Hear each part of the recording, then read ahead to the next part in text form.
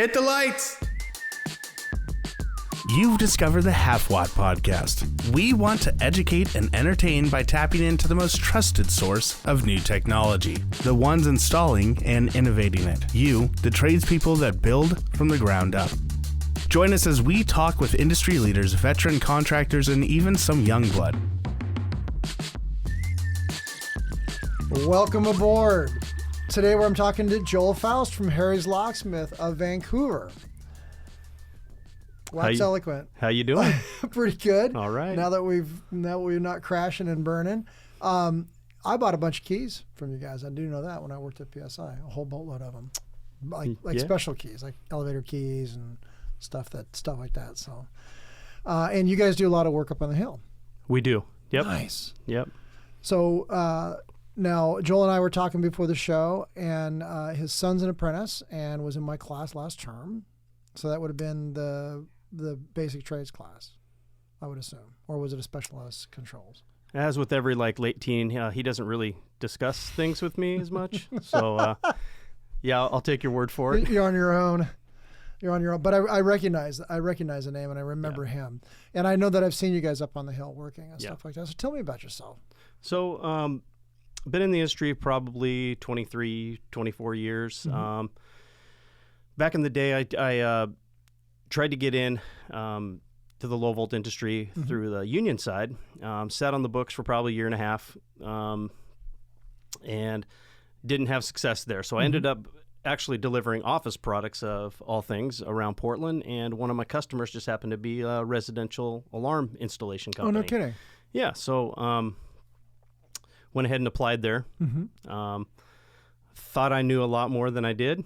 But they hired me on anyway.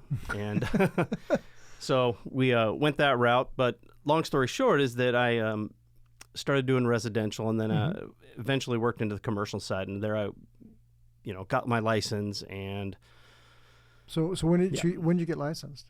I would say 2005, 2006 in that range. Nice. Yeah. Currently hold an LEA for Oregon and also a master's electrician at 06 for Washington. Nice. Yeah. Well played. You got an administrator too? Yes. And your NICET? No NICET. Not NICET. So No. you're not working on fire systems. You're mostly working on security and access control, or Mostly just access control, keyless entry type keyless stuff. entry stuff. Cool. Cool stuff. So tell me about some of that. Like what drove you into that part of the industry versus cameras or telecom? Just because of the beginning, starting the residential and working your way into it from there? Or? Yeah. So when I started out residential, it was kind of that mindset of learning, getting my foot in the door, basically. And so as I worked my way up, it was, I'd go to one company, I'd kind of learn the idiosyncrasies of what they did. And then, as I kind of moved through my career, it was just a better opportunity for me to learn more as I kind of progressed. Nice. And so as I kind of got into it a little more, I decided that, it was time for me to kind of move to a different direction a little bit, but still kind of follow the low voltage industry. Okay. And that kind of led me to Harry's Locksmith, strangely enough. And a lot of what they do is electrified hardware. Okay. So it kind of goes along hand in hand with the, access control portion of that. So what kind of access control do you work on? What brands and stuff? We typically don't. We work with a lot of partners. Okay. So you don't have one specific. You're not like, we just do Simplex, or we just do Silent Night or whatever. Correct. We just, we do a little bit of keyless entry here and there, but it's mostly like door release stuff. Things that have already, somebody wants a button at their desk, and so they will, have us come in and put it a relay or something like that, and we'll do something wireless. But it's and so I guess a lot of that I didn't think about that. So a lot of the technology that you're working on has gone from wired to wireless. Pretty much, yeah. Really? Yeah. So it's not peel and stick, but it's peel and stick essentially. Yeah. So, but you still got to enroll all the devices and correct and do all that stuff. And then you would have to know some database management, I would take, because how do you work on the like on the head? At the head ends of these things, on the small onesie twosies, I could see where you wouldn't have to do that, but like on a big enterprise system, how does that work? Do you work on those as well? We don't. That's actually something we would call an integrator, one of our partners on. Yeah. I didn't think about that. So tell me about about your industry. Tell me about your side of it, because as you've listened to the podcast, I'm a fire monkey, so all I think of is fire good, fire bad, but fire out. Tell me about access control.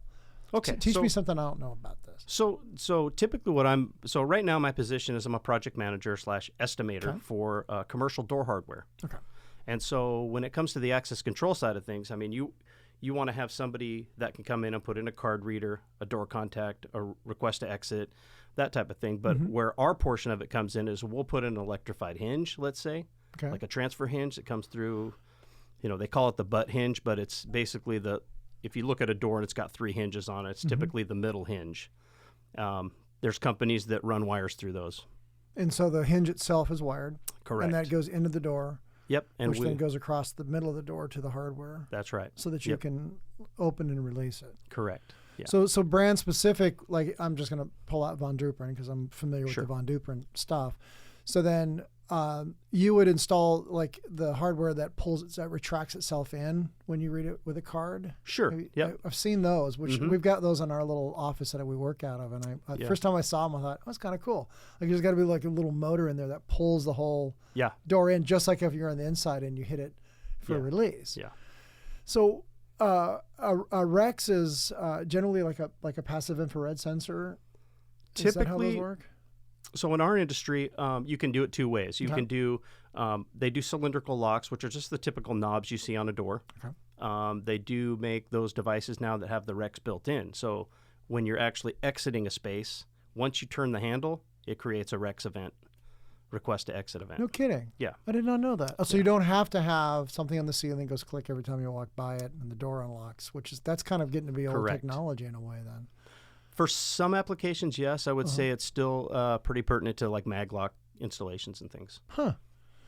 That's cool. I've only done a couple of doors, and the last one I did was with a company. I think it was Convergent. The guy was up there from Convergent. He was handling some of the access control stuff that we did, and we pulled apart a door, and I was just kind of looking over his shoulder because I don't know anything about it, and he's kind of all taking it apart, but. The whole process of like the way he was going into this door, the way I would go into fire, and I didn't understand half what the hell he was talking about. Like seriously, I did not get it.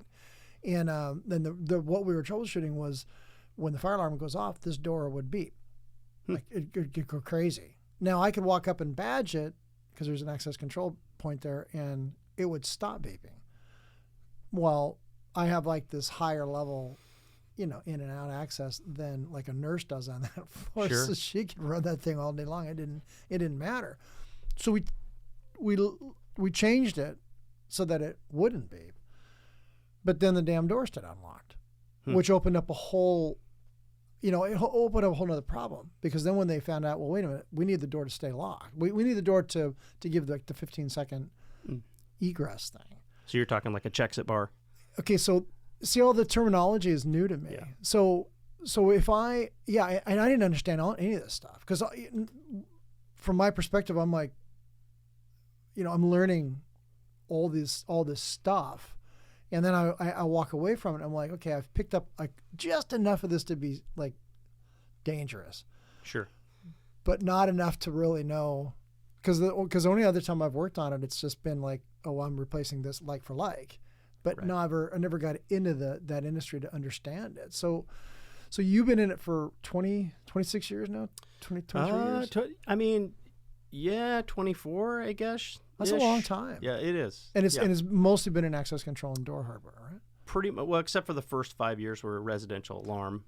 And that was like security alarm stuff. Yeah, I did a couple years of fire. Did you really? Never had to do the NICET certification back in the day. But as I kind of worked through my career, ended up at a company that was primarily just access control and burglary and cameras and, that kind of thing. So once you kind of fell into this groove, and like a lot of us, we get into this little groove, then we get comfortable there. Correct. And this has been good. This is, and it's paid the bills. I mean, you got a kid in the industry now, and to me, that's a huge thing. Yeah, we were excited. Yeah. So and he's young. You said he was like 19, he's 20. 20? He's 20, yeah.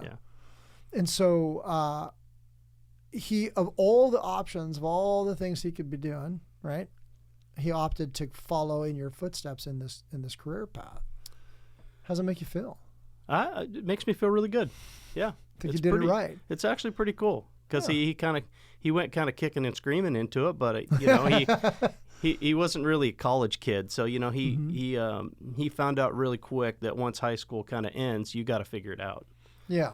And so I've been kind of prepping him to get into the industry for a while, and you know, kind of leading him down different pathways and trying to do that. But yeah, we tried doing the traditional IEC pathway for apprenticeship, and that ended up being a wait list situation. Okay. And so we ended up going the JATC route. Okay. It's a little bit quicker. Yeah, a little bit quicker. Still in the same apprenticeship classes and everything like that. Yep. But he got picked up by a company pretty quick. Nice. And so he doesn't work at your company? He does not. Okay. No. So is it access control, or is he going to go into a different field, or the company he currently is at is doing high end audio. Oh, no kidding. Oh, yeah. so it is a totally different gig. Yeah, than from what I do. No kidding. Yeah. Huh. So he comes home with his stories, and you know, and you have yours. Yeah, we have ours. Yeah. It's pretty cool to talk to him about that. So I've looked at some, like, let me go back into the technical aspect of it. I've seen some of these hinges, like with the wires and stuff like that. And obviously that's just to basically bring the circuitry to the hardware. Sure. And I've seen the latches that open up that are actually in the door frame. So help me out with the technology. Like, what's the difference between those, and how do I, if I see one, how do I recognize what this is? Okay. So first of all, door hardware could consist of an exit bar. Okay. And those are, obviously, you go to an exit, you know, let's say you're in a school, right, and you crash out, okay? You have cylindrical locks, and those are just typically the circular locks you're going to see on a door. Like Schlage or yes, commercial lock. Yeah, commercial type. Medco type thing. Sure. Okay. Medico is more like the keyway, I would say. So if you're looking at the lock, you see then where... the cylindrical lock is different than a keyway. Correct. What is a cylindrical lock then? What am I... So the cylindrical lock is the handle portion of it. Oh. The housing portion of it, right? I'm smart like rock, fast like tree. Got it. It's okay. Okay. Yes. That makes sense. So the turning, the part that you turn. Yes. The turny part. Yeah. And they also have one's called a mortise lock. And that's, if you open up the door, it's the long, slender style. It's more on higher end doors. Oh, no kidding. Like. Yeah. So the mortise is I know exactly what you mean now. Okay. Yeah. Okay. Now I'm starting to see it. Then you've also got the electric strike, which is what you're talking about. Okay. Like in a door frame, you walk up there, and it doesn't have anything to do with the door. It's just in the frame, and it's controlled right there. So why would you choose one over the other? Because of an existing door type, or is one more secure than the other? I mean, it could boil down to pricing, honestly. Okay. You can't modify a fire-rated frame. I will say that. So. Okay. Sometimes going with a cylindrical lock that's electrified is a better option for replacing the door and frame. I got my eyes closed as I'm letting that sink in, because I've known people who have modified frames. Oh, so that happens a lot. It does. Oh, so you got a fire-rated frame, and then somebody who doesn't understand the business comes in and cuts that frame and puts in a door strike, right? Electric door strike. That's correct. And then now the frame is no longer UL listed for that fire rating. That's correct. I'll be a son of a gun. Mm-hmm. No kidding. All the time. All the time. I'm just thinking about that because at my last company, I had a guy who did that, and he's like, "Yeah, I'm out there cutting his inner frames." I'm thinking, never heard of that. Yeah. Like, I've never done it, so I don't know anything about it. Sure. I did drill a door once. That was interesting. Like, where it didn't come with a hole in the middle of it. Yeah, a lot of them don't. Yeah, our guys are pretty good at doing that. Makes me nervous too. It would make, because to me, what the alarm folks do with glow rods and how they're able to drill like that that's a work of art. That's a work of art. Agreed. Honestly. Yeah. And that's how you do that, right? You just big old long drill bit. Yep. You kind of close eyeball one eye it and hope for the best. That's right. Yeah. So I didn't think about that. So you could easily screw up the UL door listing if you if you cut in the frame, which is why you would want to put that hardware all on the doorknob itself, and then it won't affect it. That's why we kind of look at that very closely on a lot of stuff, especially commercial applications, because a lot of doors are fire rated. Which totally makes sense. And in a hospital, they're all fire rated. For the most one degree or part. another, yeah. Yeah, one thing to consider, though, is when you're looking at a door and you go, okay, the door's fire rated, the frame is fire rated, then you look at the wall and it's not fire rated, then none of it's fire rated. Oh, so you can just, okay. It has to be all or nothing. So you've got to maintain that fire or smoke barrier completely. Yeah. And if it's just because you have a 90-minute door doesn't mean that you got a 90-minute wall. That's right. You have a 90-minute door and a 10-minute wall. That's right. No kidding. But if you have let's say you have a 60-minute wall, you can have a 90-minute door. Makes it sense. just can't be a 20-minute door. Does that make sense? It totally makes sense. Yeah. Now I've shown students in the classroom that most doors, when you open them up, there's the placard on the inside with a. Sure. See, I don't even know the damn names. It's just, I think it is the placard. Inside the fire label, inside the hinge, inside Thank you. Yeah. Right. I just feel like a complete dunce when I'm talking about this. This is why I'm begging other trades to come in here, because not other trades, but other segments of what we do. Because when you get, and I'm going to call myself pigeonholed, when you pigeonhole yourself into one discipline, oh, great, I can talk fire until the cows come home, and I can talk to other fire people, but I don't know crap when it comes to what you're dealing with, and this is your entire career. Yeah. Like you've made a career, and you're PMing this, and so this is your entire world. Mm-hmm. And it's like, and that is as critical to this podcast and to what we're trying to do as what I do. Fire is just because fire is what I do doesn't mean it's the only thing. Sure. By any stretch of imagination. So in a new construction type arrangement, or even when you come back in retrofitting, there's a lot of hardware and a lot of work in prepping all this stuff. There is. And wire pulling and all that. So your whole field is what the word I'm looking for is it's different than what I do, but not really. I mean, it's still, you're still got the deadlines. You still got all the crap that's got to happen, and you can't do it till the doors are hung, right? Yeah.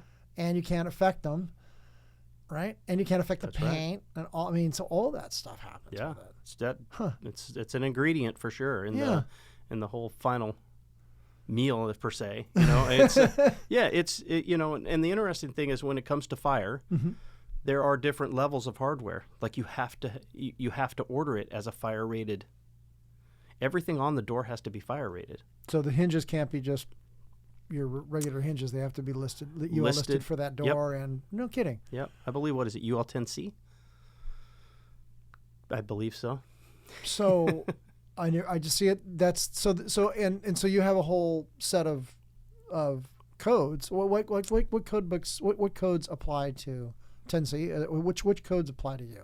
Like NFPA 72 is the fire alarm code, right? Yeah. And of course the NEC, which we all use. I mean, to be honest with you, that's a tough one because every piece of hardware that we kind of spec for stuff is going to come with a data sheet. Okay. So that's kind of my I'm not going to say I cheat at it, but that's kind of the way I utilize those documents without having to know everything that's in a code book like that. No kidding. Yeah. And so all the years of your experience, in someone's hand, you say, hey, like we got 70 doors to do in this building. Right. And then you look at the doors, and then you order all the hardware that you've already known is listed for those types of doors, just because you've been in the business so long, and you've got all the cut sheets from that particular product line. Right. Yeah, for the most part. And so the guidance on door installation and door hardware installation is as stringent as anything else in our industry. Oh, absolutely. Probably more so in some cases. Probably more. Aspect too. There's a lot of little things to remember. Yeah. Huh. That's fascinating. Yeah. I just hadn't thought about that. Yeah. So when I ran into a couple of your guys up on the hill, they were working in KPV, the Kohler Pavilion, on a door, and it was one of the journeymen and one of the apprentices. Mm-hmm. So he knew me, and I met the journeyman, and they had the journeyman actually had a box that he had shown me. Sure. that he was actuating the door with. He goes, check this out. And I was like, whoa. Yeah. What is that a homegrown thing that you guys make, or? Actually, no. So there's a company out there called Command Access. Mm-hmm. We use quite a bit of their products, but they make a field tester. And that must have been what it was. Yeah.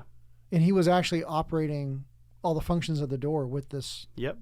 And you just you basically order it for whatever tool set you have. Okay. Let's say you have Milwaukee, DeWalt. It'll just take a battery and you just order it. Yep. Yeah.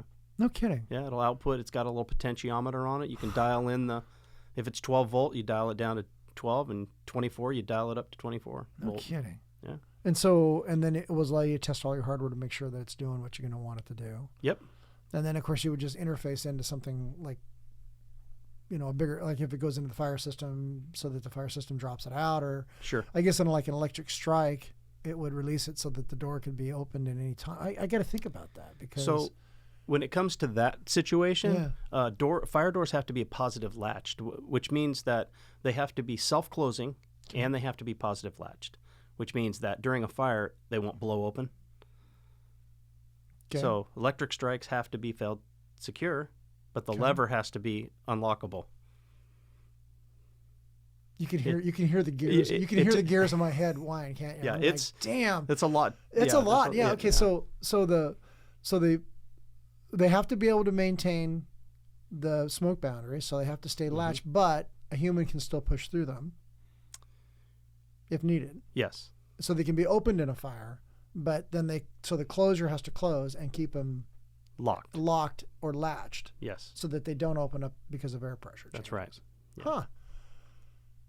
Okay, kids. So there's a whole.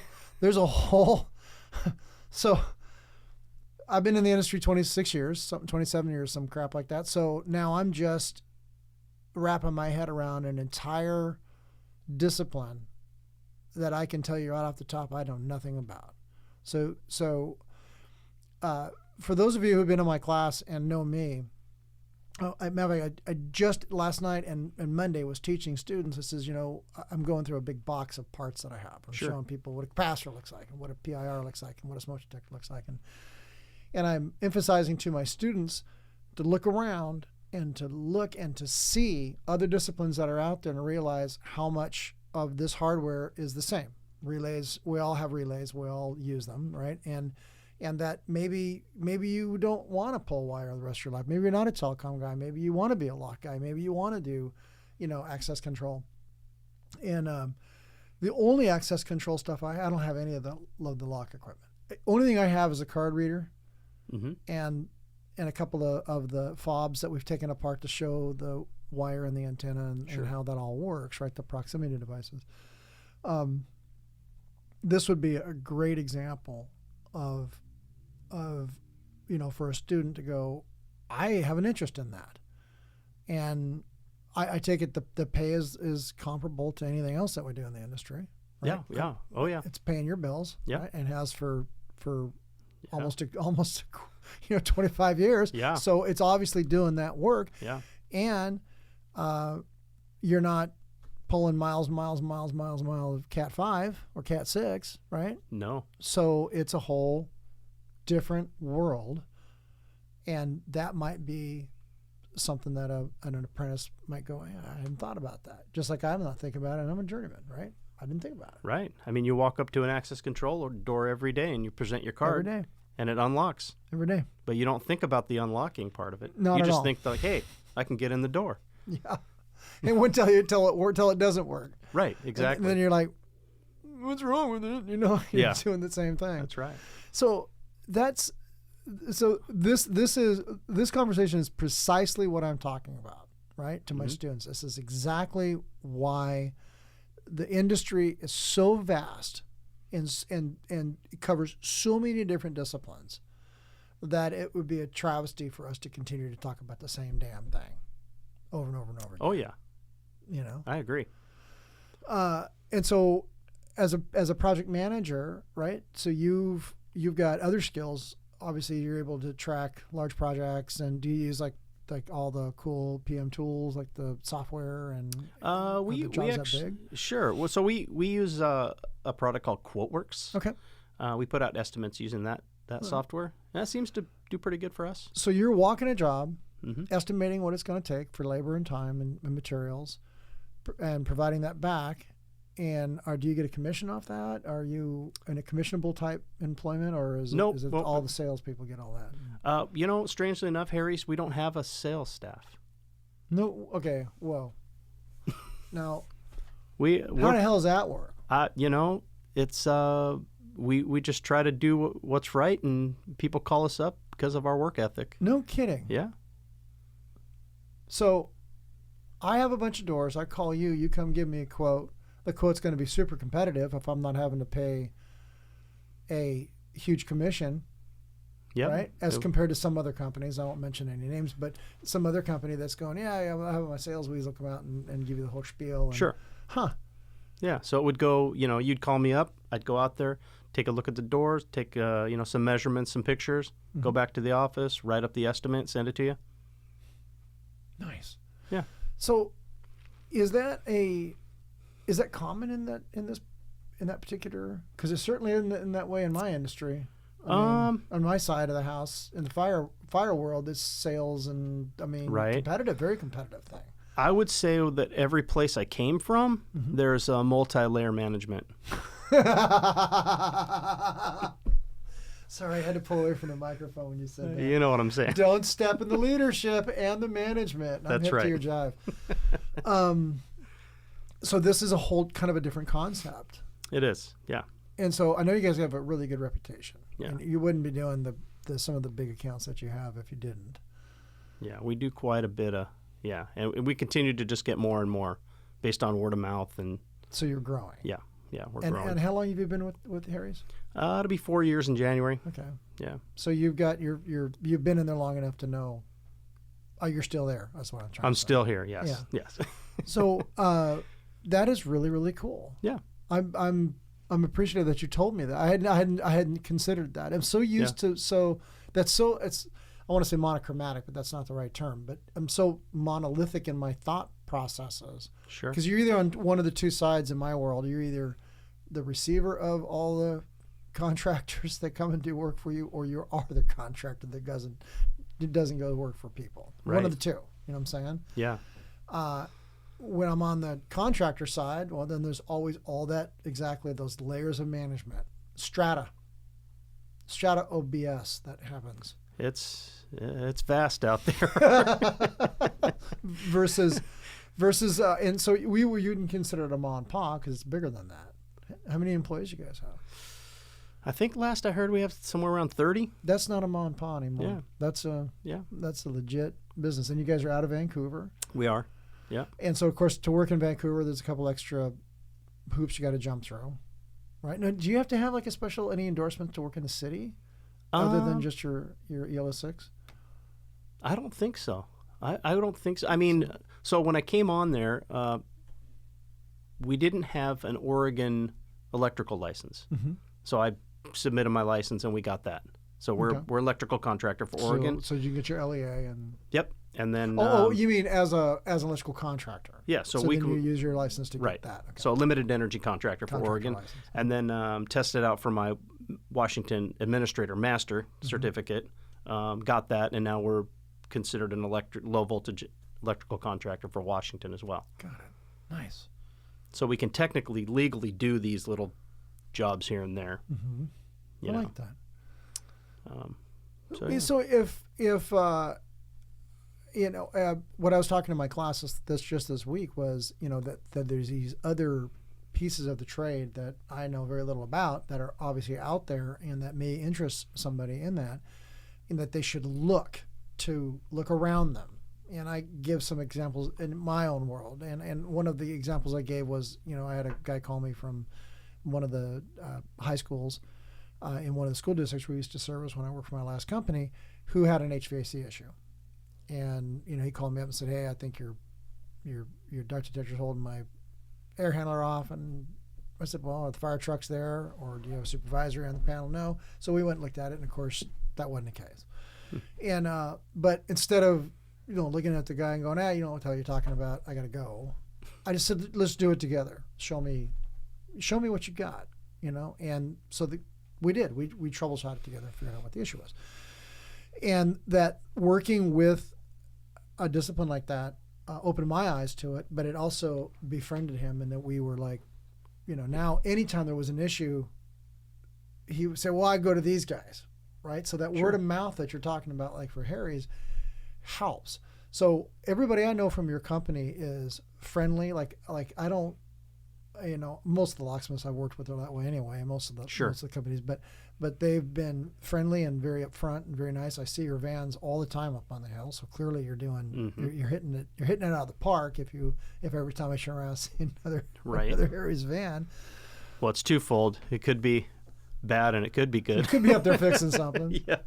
Well, from the time that I left and came back, there are so many more. Like, you used to have to carry a lot of keys to get access, and they're all Medco keys. So is it Medco the right way you say it? Or? Medico? Yeah. Yeah. So they're all Medco keys. I know. So if you know what a Medco key looks like, it's not a small key. No. At least the older ones are not. And when you're carrying a ring of these things, because at the time we wouldn't get great master sets, we just get like a master set or whatever, and the key you could kill a brother with a set like that. Now it's all access control. So I go into a building and it's pop. I don't somehow use my key like hardly half the time anymore, which is wonderful. It just makes life so much simpler, but it also tracks everywhere I've been. Mm-hmm. So if I lose my badge or it gets ripped off, we can see where they've gone. So do you work on any of those types of systems where it's like are they a kind of like a different level from what you work on, or? Yeah, I mean that's more on the larger integrators. Is that coming in your future, or? I wouldn't say that we're not staffed for that. So where you're at with Harry's is a specific discipline that you've become really good at, right? Pretty much, yeah. And then you and that pays all the bills. You can expand your employee base, right?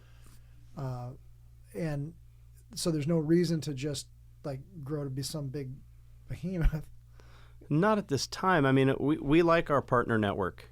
At times we need to reach out and ask for their help as well. Mm-hmm. We work with the glass companies. Okay. We work with, like I said, integrators, electricians. Yep. Like a glazing company? Sure. So yep. Because of the doors, because I'm thinking of solid doors. Right. So we'll get requests all the time for, hey, we got this door out here that somebody smashed in, let's say in Portland, right? That never happens in Portland. No, that never happens. You take that back. Yes. I know. Forgive me. So, we'll go down there and take a look at it, but it's not something that's in our wheelhouse. So we'll call up one of our partners, and customers like that. They like to have, a point of contact where we can, they can call us up and we can keep the ball rolling for them. So, yeah, because I never thought about that. So I'm just thinking of doors that I've seen at the hospital, but there are obviously glass doors, and so so if you have a good relationship with a company that does that, and you can drop the call. So I guess what I'm aiming at here is that it really doesn't matter what your discipline is. You still have to come at it with the same attitude, and you obviously have the right chutzpah to do that. So in other words, you're working on your expertise is in locks and opening and closing hardware, those types of things. Sure. Then you partner with somebody who does glass, and then you guys get a good relationship going. And then you can say, hey, I need you now, and they drop what they're doing to come help you, right? To get a client up. That client says, I've got a good deal going here, right? And if you're anything like me, if I use a vendor and that vendor's providing me good service, I don't give two craps what they charge. I could care less. I could care less what the bill is. I don't even think about it. As a matter of fact, I just continue to use that same vendor over and over and over again. Sure. And so that's how you built your customer base. Yeah, for the most part. And it's nice because it's not just about the broken window, let's say, anymore. It's about, okay, I can have, one point of contact like we talked about. He can bring in his guy. Okay. Then they go, oh, you know what? We were going to do 10 doors of access control. Who do you know? So the next thing you know, I'm bringing in another partner. Mm-hmm. That partner goes, hey, we need door hardware. Boom. So there you go. And so it just one thing leads to another. Yeah. So it still goes back to the professionalism and the relationships that you build professionally. Correct. Across the board, help maintain your own company's integrity and your own company's bottom line. Yeah, for the most part. Yeah. Yeah.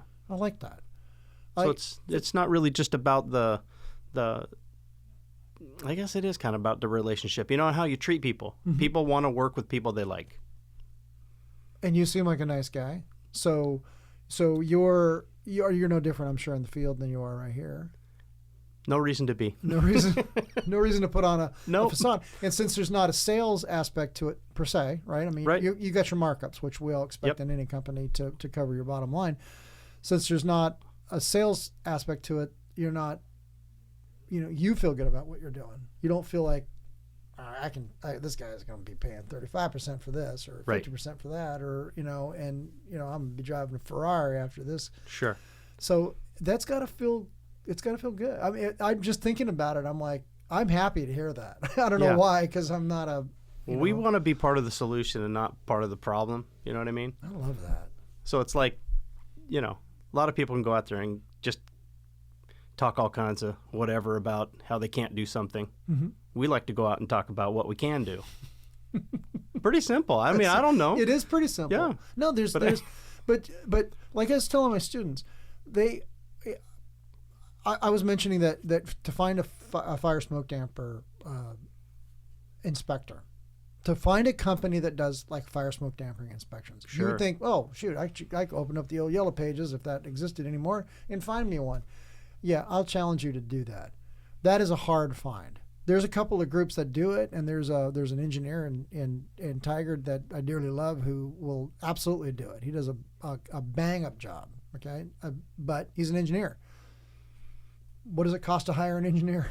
Well, take a wild guess, right? Sure. Good at what he does, but it's not like affordable, right? Because he's generally working at a different level, but he'll come down and do what we need him to do when we need him to do it. And I said to both my classes this week, I said, one of you guys sitting in this class is going to figure out a niche. Harry's niche has been figured out. And it's keeping you and 29 other people or thereabouts gainfully employed and growing. Yeah. So this is how the game is done. This is how the game is played. And it's not crush your opponent. It's just provide exactly what you provide. Right. Quality product, quality service, know your stuff, know your technical. You're able to teach it to a guy who doesn't know crap, obviously, about this and pick up on it. That is what I'm trying to get across to my students. And one thing I would interject is just take every opportunity you can to learn something. And that's one thing I would say about my own journey is that listen more, talk less. Okay. What else? So let's follow that. Let me listen to other things. So you've got this particular industry down, and do you still install, or do you mostly just do PM? I mean, we do a little bit of install, and I have to be the journeyman on some stuff. Okay. Mostly in Washington. Try to keep our ratio, is in Oregon. It's important. And we're always following the law here. Absolutely. We're looking left and right. Yes. We always have the correct ratio of journeymen to apprentices. Yes. Whew, let that one out. But we always. But okay. So where were we going? So with you this? go and install, and you oversee. Yes. And so you're just as familiar with the tools and how to get the stuff done as your apprentices and your other journeymen. Sure. And we're always trying to learn something new. Mm-hmm. And I mean, as far as students go, I would say that it's not about yes, you want to get your license and all that. I get that. Mm-hmm. We all went through that. But it's learning the little bits and pieces along the way. Like relay logic, for instance. Okay. Learn relays. Learn voltages. Okay. Learn how to use a meter. Learn how to use a meter. Your most favorite tool. Yes. Yeah. I mean, the basics. Mm-hmm. Because the basics, if you don't have a good foundation, it's not going to really take you as far as you want to go. You're gonna Yeah. going to put a couple of wires together and not have the result you're looking for. I agree. You know. So as you got your license, so you had already had a Washington license, and then basically you didn't reciprocate because they don't reciprocate in Oregon. Correct. Right? But you had your original license in Washington first, and then you were able to take the test in Oregon. Correct. Yep. That's how that worked. So when you went through your apprenticeship, right? How much of it was applicable to, like, how was your apprenticeship as compared to, say, your son's? I mean, mine was more of commercial based. Okay. He's doing a lot of residential based. Okay. So I think that his exposure to different things that you would see on the commercial side is not there. Mm-hmm. Mm-hmm. So I think that the apprenticeship classes are kind of, they seem to revolve a little bit more around the commercial setting. They almost always do. You know? Yeah, there's a couple of, Jesse would be the exception. Where Jesse's Miller, class, yes. where Jesse is just like this right freaking genius guy who shows up and goes, nah, man, it ain't about commercial. Let me show you this. Yeah, agreed. That guy's amazing. Yeah. God, he's amazing. But she pulls out his phone. Check this out. I can make this guy's curtains open and close. Right? Wow, really? I know. I need him to come to my house. Yeah. No, for and sure. And he makes it so easy. Yeah. You know, and he's like, oh yeah, this is simple. It just, anyway, I'm sorry. Yeah. Get off on a tangent. No, that's okay. But yeah, I mean, as far as the differences between commercial and residential, you know, he's just got to learn that. You know, you got to pay attention in class and get through it. But you've got to. Do you have any other kids or? I do, but my daughter, she's not doing anything. She's with not going to do the electrical thing. No, she actually graduated college this year, so she's. Oh, no kidding! Congratulations. Yeah, she's an ICU nurse. That's a different trade. Just a little bit. That's not anything like. So you got one kid that's an electrician, yay, and one kid that's a nurse, whatever. Yeah, whatever. That's awesome, man. So she's an ICU nurse. Yeah. Wow. Yeah. Where did she go to school at? She graduated from George Fox University. Oh, cool. Excellent. Yeah. Nice. Yeah, she did good. That is really proud cool. of her. Yeah. I seeing all the nursing staff, and that's a job I thought I could do until I actually saw it. And correct. Yes. I'll let the professionals handle that, but I will fix that smoke detector for you. Right? Yeah. We've done our time at the medical facilities, and you see things you don't want to really see again. Yeah. That's coming back to a hospital and working back in there. It's I've got the eyes for it. Yeah. Like, that's something I don't need to see. Look at the floor. Yeah. Whoa, exactly. It's better now. With up on the hill, that the surgeries have been redone. Yeah. But when it was just the main surgery in the main hospital before they added KPV, I remember walking through one time and I heard this tinking. I mean, it was not a tinking; it was a hammering. Oh. And I thought, what the hell's going on? And you never look through those windows. It's PHI. It's not my information. Sure. I just happened to go, what the hell's going on? And I thought something was wrong. And this doctor was, and I just happened to look up and they were beating a knee. And I was like, oh, I didn't see that. And I ran to one of the nurses or one of the staff and they go, knee replacement. Ooh. And I went, oh my God, you got to be kidding me. Brutal. And she's like, yeah. And now I think they do it a little bit differently now. I don't know how they do it now. I don't hear people beating on people's bodies up there. Yeah. But at the time, she goes, yeah, that's why it hurts damn much. Yeah. And I thought, there's a lot I don't know. I mean, it's for the first time you see a stack full of dead bodies, you're like, first time I saw all the dead, because we do medical, they work on them, right? I mean, sure. You donate your body to science and it goes to the building and then we cut them up. But I don't do it. Like so many other people do. And the first time I walked past this room, I went, la la la. I saw it in the corner of my eye and I backed up and I went, my jaw just hit the floor and I went, okay. And 10 years later, I could eat lunch on top of dead bodies. It wouldn't matter to me. Like you don't think you'd ever get callous to it, but you do. You're like, oh my God. It's interesting. One of your former clients, Ryan Mock, he was my apprentice when we were doing a project out at Meridian Park, of all places. Yeah. And we did a big access control upgrade there. And we had to run some conduit in the cadaver storage area. Nice. How'd that work out for you? I think some of the facilities guys were giving us a hard time about, storing their lunch in the cooler that they wanted us to go get for them. Yeah. A hard pass on that. Thank you. We used to monitor every freezer that was of critical importance on the hill. We used to monitor them with the fire system, and we thought it was a pretty good idea. So you have a minus 86 Celsius freezer, and it's got Fred in it, and if Fred defrosts, well, that's a bad thing. So if you've got $1 million worth of research in these freezers and things go sideways, we want to know. Well, now they've changed to a whole different system that's designed for that. That not use a fire system to monitor the status of the toilet flushing over here either. So anyway, the stuff's all off there now. But I was doing work in the brain bank, and I'm minding my own business, and it's in the autopsy room, and they, it was no biggie. So I'm in there working, and there were 4 freezers, and I'm just dropping lines down to each one on peel and stick conduit on the wall. And the whole time I'm in this room, the water's running. The whole time. Like, I don't even think about it. Like this. And this is this is what they call the brain bank. So if you give your brains to science, then this is where it's going to go. Anyway, after I've been in there about 2 hours, because I'm just about to finish up, the technician, the morgue tech, comes in and he starts shutting off the water. And then I realized, oh my God, these things have been running the whole time. I just got used to the noise. And he picks up this bucket. I said, what the hell are you doing? I didn't even realize it. He goes, I'm rinsing out brains. And he picks up this for 2 bucket. hours. Yeah, because they've been in formalin. And he goes, well, we're going to cut them open, and the student's going to look at them. There's a special way that they do all that. And he picks up this bucket, and I looked in there, and sure enough, that's what it was. And it was a whole bucket, and it was several buckets of brains.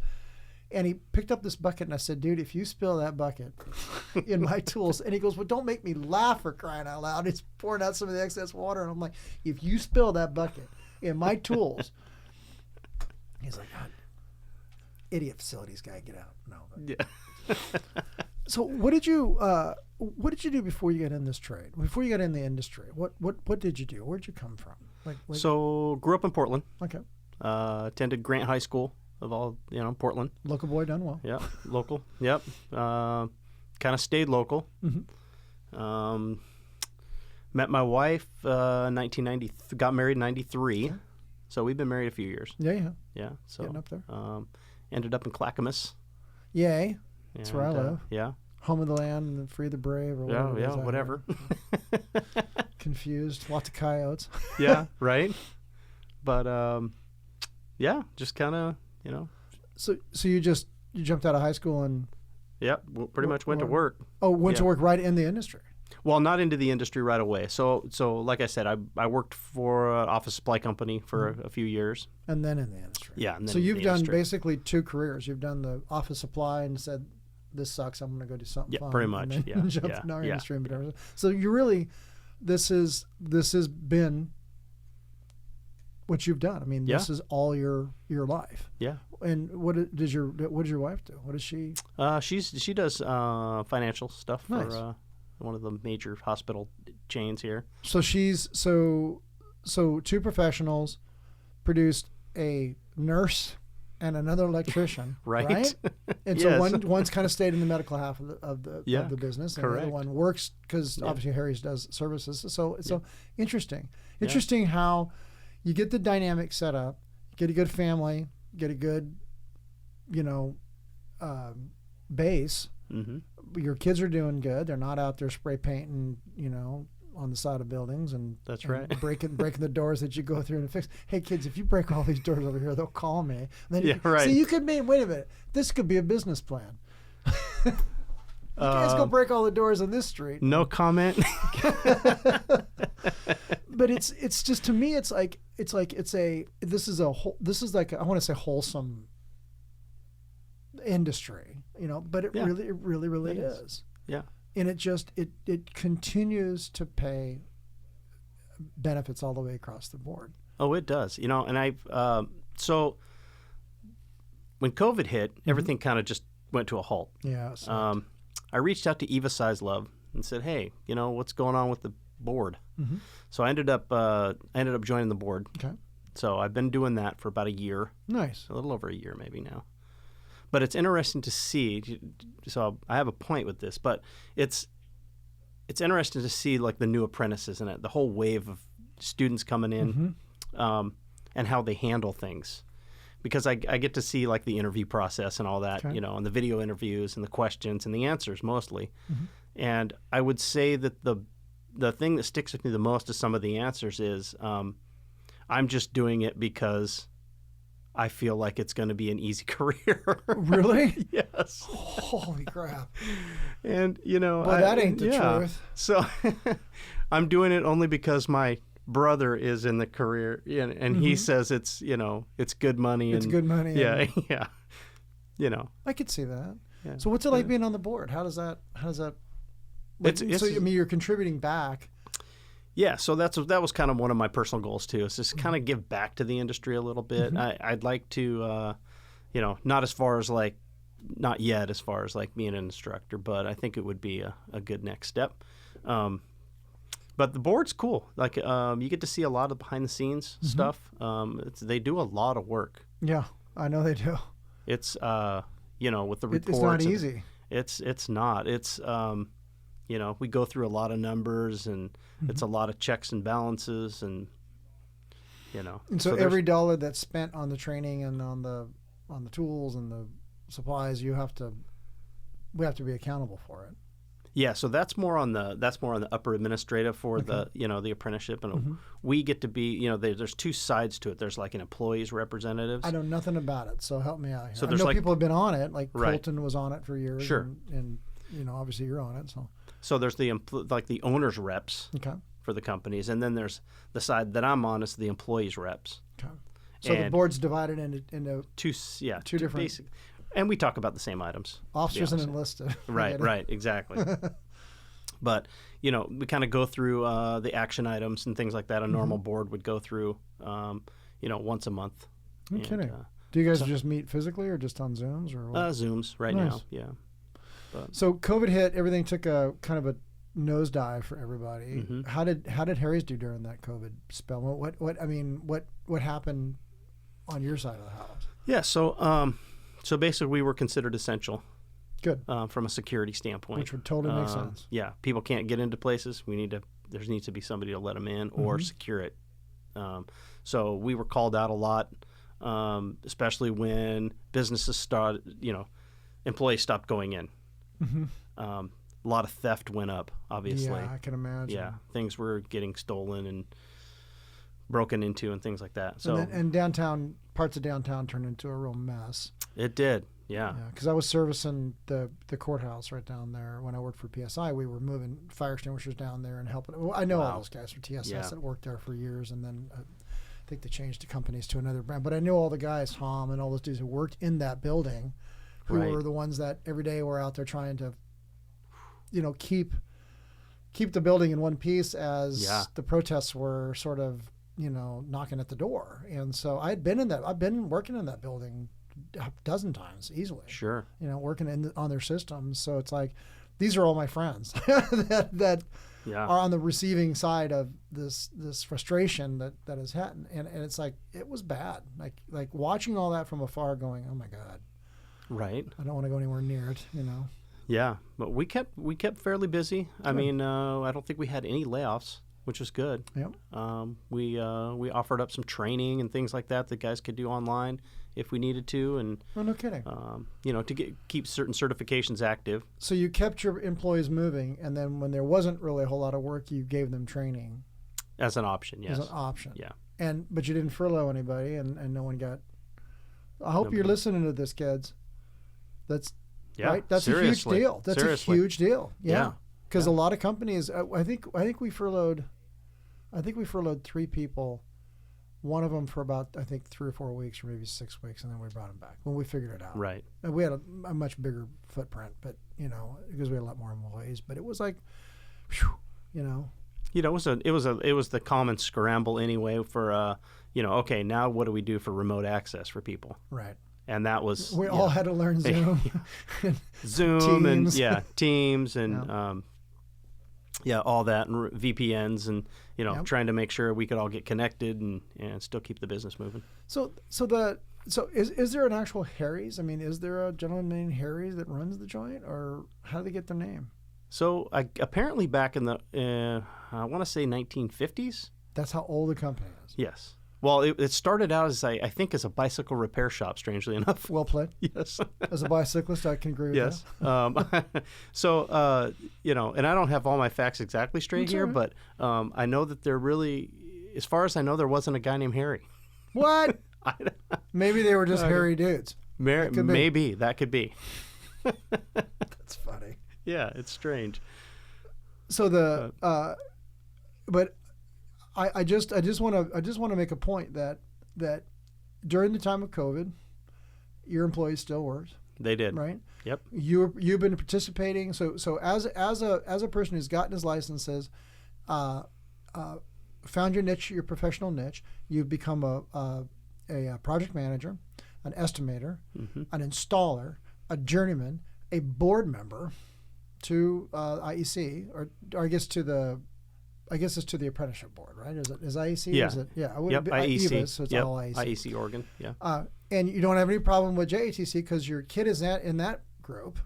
Yep. It's kind of just separate. He does his. And we work with them both, and it's like there's no animosity or anything like that. No. The college folks. Matter of fact, they gave me a laptop to use. So it's the same struggle as most apprentices. I will say that just get your MPRs in. Yeah, exactly. Please, please, for the love of God, on all time. that is holy. Get your MPRs on time.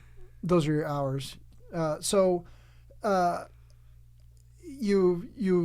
We've hit upon the fact that this industry now in 2008 during the recession, you were working then as well, right? Correct. Yep. Yeah, because you got married in you said 93. Yep. Yeah. So 2008, did you get furloughed or laid off in the industry then? Not at all, because that was actually our business picked up. Bingo. Yeah. So during times of trouble, you're telling me that the certain industries in the security world actually get more business. Yeah, I would say more busy. So yeah. What I'm trying to say here to everybody who's listening is that there's a method to my madness, because I during the recession, when I got bounced out of OHSU, I went to United Fire, and I worked for United Fire for 4 years, and I got furloughed 8 hours one day.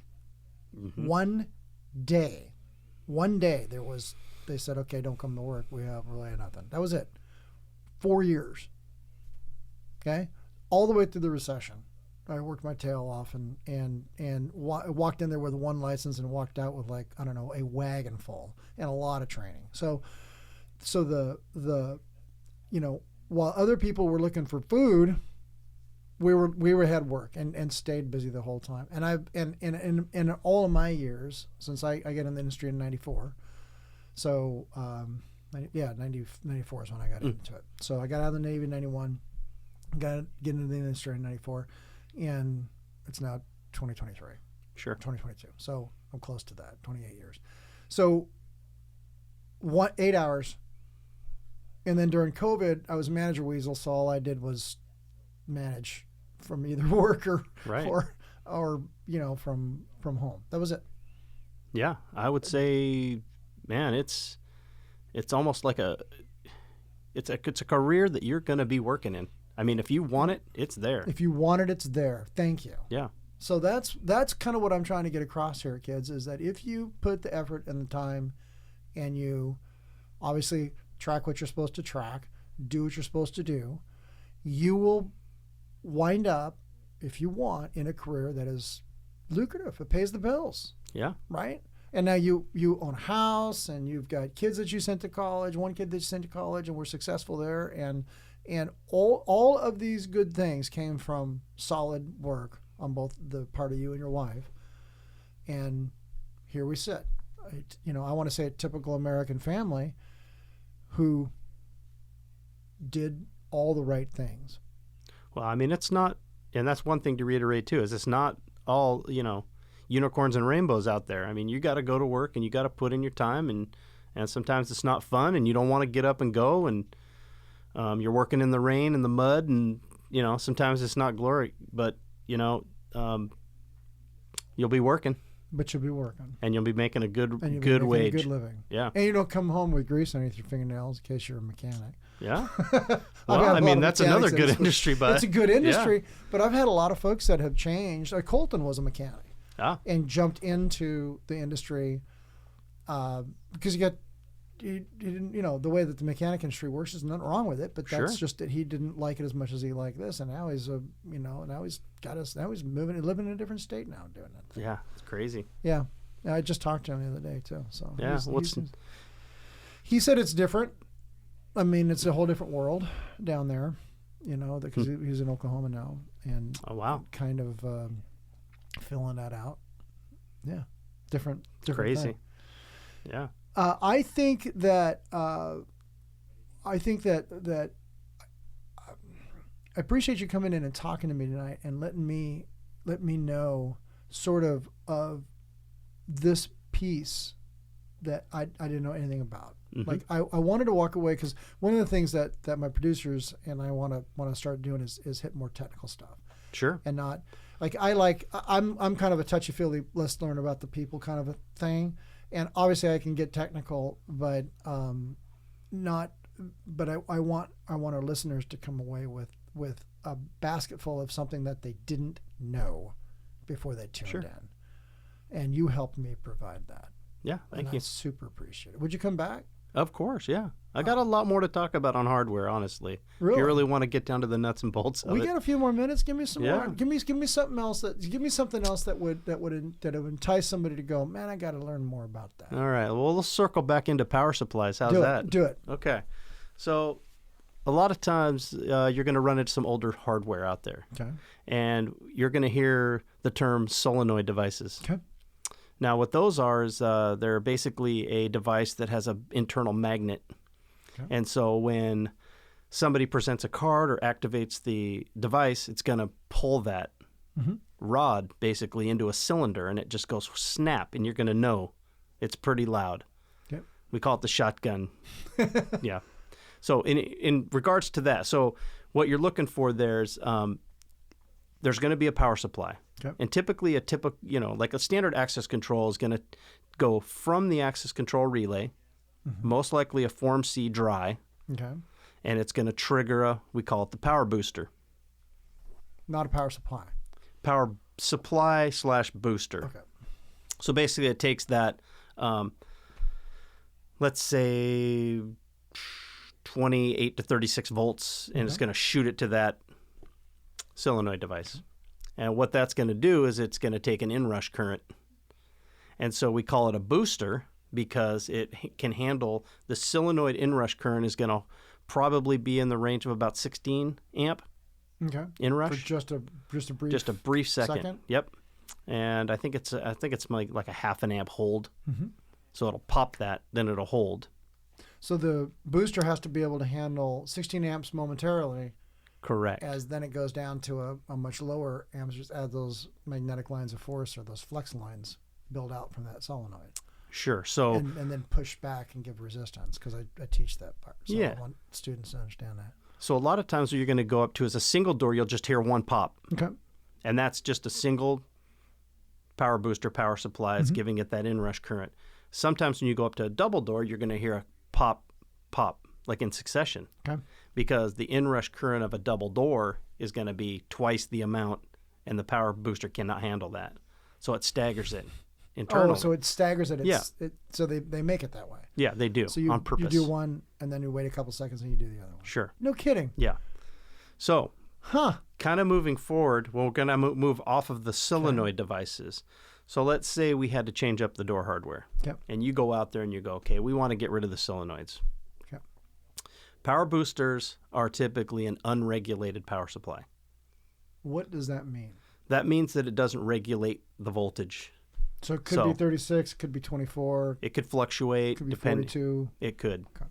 So and it depends on what, the solenoid draws at that particular time.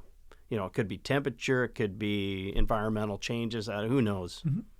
But it's considered unregulated coming off that power supply. Okay. So with the new style that they have coming out now, you'd have to change the inside of the bar to a motor-driven device, and then you'd also have to change the power supply. Otherwise, they're not. Yeah, it has to be filtered. Okay. So more of like a, what do they call that? The linear style power supply. So and a regulated linear. Right. So it's a filtered regulated power supply. Correct. Yeah. Is it UL listed too, or is it? Most of the stuff we would use is UL listed. Yeah. But it doesn't have to be necessarily unless it's in an application where it's required. I mean, we typically like to use UL listed devices. So it's UL listed for the door hardware, but not necessarily like UL listed like for fire because it doesn't necessarily do that function. It could be part of a fire system. Okay. A lot of those power supplies are going to come in with some sort of fire input. Oh, so then it would have to be a UL. Yeah. Okay. Yeah. So let's say you have a set of double doors. You're gonna. It could be on a fire system. Okay. They want to. Let's say they want to electronically dog the doors open during the day. Okay. Fire alarm goes off, sends a signal, locks the doors. Oh, no kidding. Yeah. Okay. So it would just release the whatever schedule. The magnets are on. Yeah. Huh. Interesting. So the unregulated power supplies and the older stuff gets changed out to new, different power supplies that probably run more efficiently too. They do. And do you still get the sound from the solenoids, or do they dampen that yet? So the solenoids are going to give you that pop. The new motorized latch retraction device are just a little buzz. I like those things. They're cool. They are pretty cool. And that really blew me away when I started seeing that, because it's like, it makes sense because it pulls it in to unlock the door, or if you're on the inside, you can push it. Correct. And the door unlocks, so it works either way. I thought that was pretty cool. Yeah. So it kind of just brings me to my point of just, with the electronic hardware that's out nowadays, you just kind of have to be conscious of, from an electronics technician standpoint. So don't be shocked if you go to upgrade something and wind up having to upgrade more because of the newer technology, and that makes total sense. Yeah. Can you teach me one other thing? Something else? Door hardware related? Yeah. Something that's in your industry that I don't know. I didn't know that.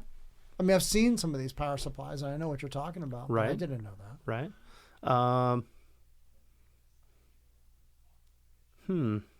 It's a good question. Put you on the spot now. I know. No, it's okay. As soon as you got to think about it, you're like, that rat. What the hell is he thinking? I don't think of anything. And as soon as we stop the microphones, you go, I got all these things. Well, I mean, I could talk about delayed egress mag locks a little bit. Tell me what a delayed egress mag lock is. So delayed egress mag lock is a device you can put on a door that's leading to an exit. Okay. Let's say it's you have an exit sign above the door. It's been deemed a fire pathway. Okay.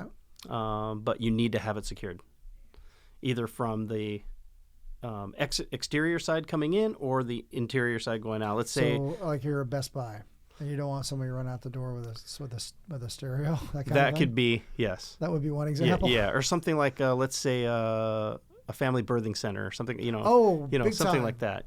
Stealing babies is wrong, kids. Yes, don't steal babies. Don't steal kids.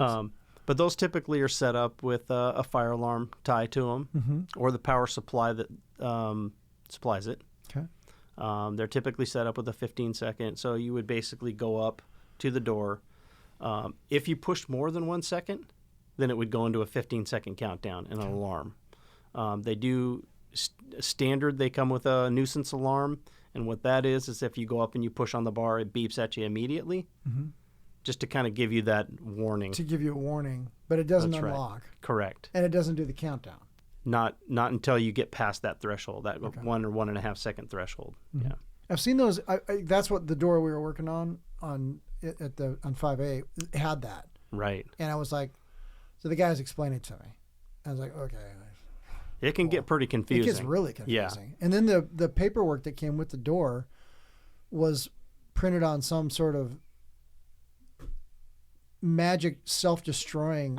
I don't know what the hell was wrong with this. So the guy's laying it out, and we took a picture of it with my phone, and I thought, what is this? And I went to touch it, and it just kept breaking and falling apart. And the guy goes, yeah, don't touch it. Like it's some sort of material that they printed it on. Anyway, we couldn't find the thing on the web at all.